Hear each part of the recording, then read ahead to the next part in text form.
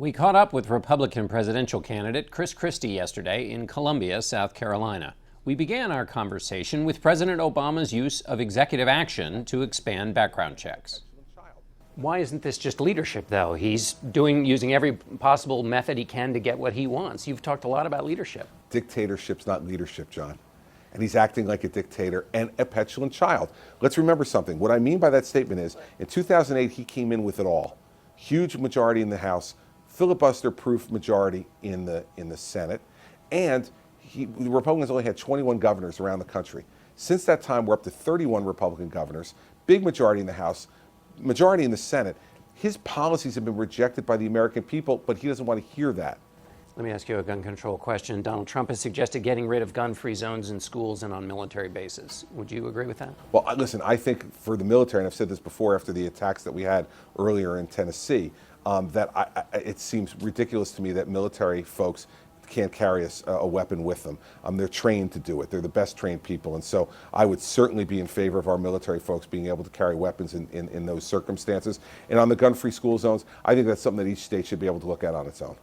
Let me talk about your record on assault weapons. When we last talked, you said that originally you wanted to keep an assault weapons ban, said those who wanted to get rid of it were crazy. You said since then you'd learned as a prosecutor, you'd evolved on that issue. In 2009, though, you were still a supporter of the assault weapons ban. That was after you'd been a prosecutor. No, what I said at the time was that I was not interested in debating or changing, because I knew I couldn't, New Jersey's gun laws with the Democratic legislature.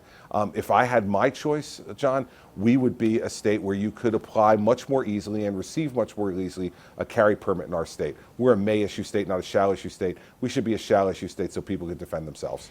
When you were in that race with John Corzine in 2009, he said Christie stands with the NRA, and your campaign put out a fact check and called that a lie. And then your campaign said this: Chris Christie supports the assault weapons ban and all current gun laws. He opposes attempts to permit conceal and carry laws in New Jersey. Hardly the NRA position. So that seems different than where you are now. Yeah, it is. And again, John, you learn about these things over time.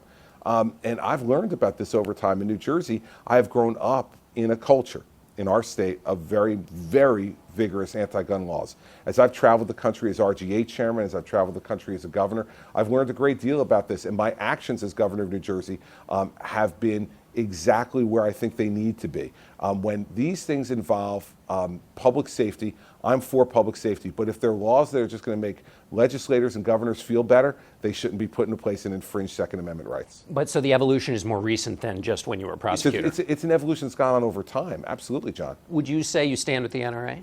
Listen, I stand with anybody who believes in protecting the Second Amendment and protecting public safety, and whether it's the NRA or other organizations like the New Jersey Pistol Club or others, I stand with organizations who want to make sense between public safety and our Second Amendment rights, and I think they do. So just going back to that ad, though, you stand with the NRA?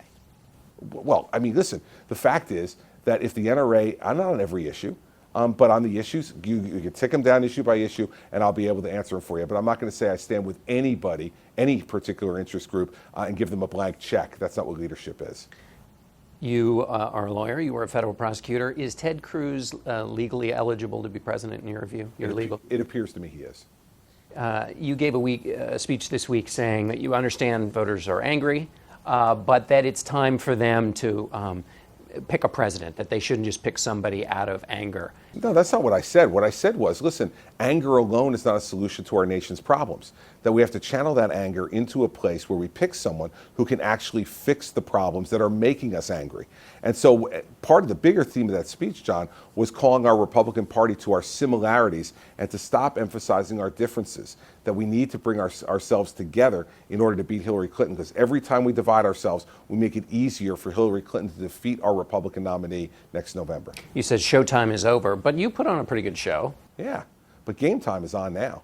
And now's when you have to perform, right? Showtime is a time when everybody gets to judge you and look and you're prancing around the stage. Now it's game time. The competition has gotten a little tougher between you and some of your rivals. You said Marco Rubio is trying to slime his way to the White House when a super PAC running an ad said that you supported Common Core, you once supported an assault weapons ban, and that you donated to Planned Parenthood.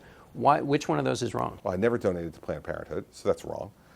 Secondly, for him to be trying to characterize my conservative record in that way is contrary to what Marco himself said. Marco himself has said that I was a conservative reformer in New Jersey. So here's the thing. I'm not going to spend my time talking about Marco Rubio, okay? If Marco wants to think that, this is the guy who stood up and really lectured Jeb Bush on the debate stage. So someone's told you that by criticizing me, it helps you. Well, apparently that same someone is now talking to Marco. I'm not going to fall for that. You saw my response to Marco. It was to put out an ad where I talk about the dangers of Hillary Clinton being president. Fact is, I'm going to keep focused on defeating Hillary Clinton. Marco wants to continue to say stuff about me. I'm happy to stand by my record of having made decisions. So just on the Planned Parenthood, never donated, never supported? No. All right, Governor Christie, thanks very much. Thanks, John. A clarification, Marco Rubio has said Chris Christie donated to Planned Parenthood, but it was not part of the Super PAC's ad.